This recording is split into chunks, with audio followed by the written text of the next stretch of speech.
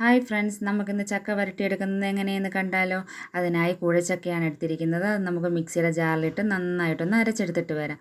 എന്നിട്ട് നമുക്കൊരു പാൻ വെച്ച് അതിലേക്ക് നെയ്യ് ഒഴിച്ച് അരച്ച് വെച്ചിരിക്കുന്ന ചക്ക കൂടി ചേർത്ത് കൊടുത്ത് നല്ലതുപോലെ ഒന്ന് മിക്സ് ചെയ്തെടുക്കാം. നല്ലതുപോലെ ഒന്ന് മിക്സ് ചെയ്ത ശേഷം നമുക്കതിലേക്ക് മധുരത്തിന് ആവശ്യമായ ശർക്കര കൂടി ചേർത്ത് കൊടുക്കാം. ഞാനിവിടെ ശർക്കര പൊടിയാണ് എടുത്തിരിക്കുന്നത്.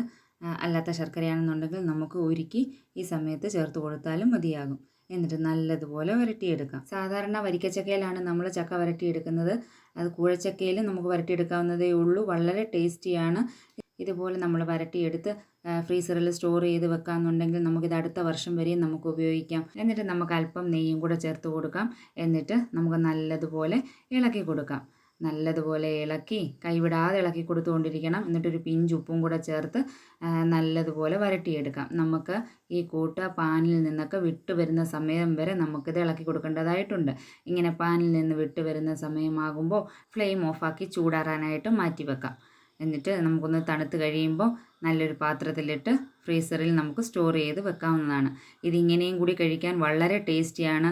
അല്ലാതെ നമുക്ക് ഇലയപ്പോ കുഴക്കട്ടയൊക്കെ ഉണ്ടാക്കാനായിട്ടും സാധിക്കും. ഇഷ്ടമായെങ്കിൽ ലൈക്കും ഷെയറും സബ്സ്ക്രൈബും ചെയ്ത് സപ്പോർട്ട് ചെയ്യാനും കൂടെ കമൻറ്റ് ചെയ്യാനും മറക്കല്ലേ. താങ്ക്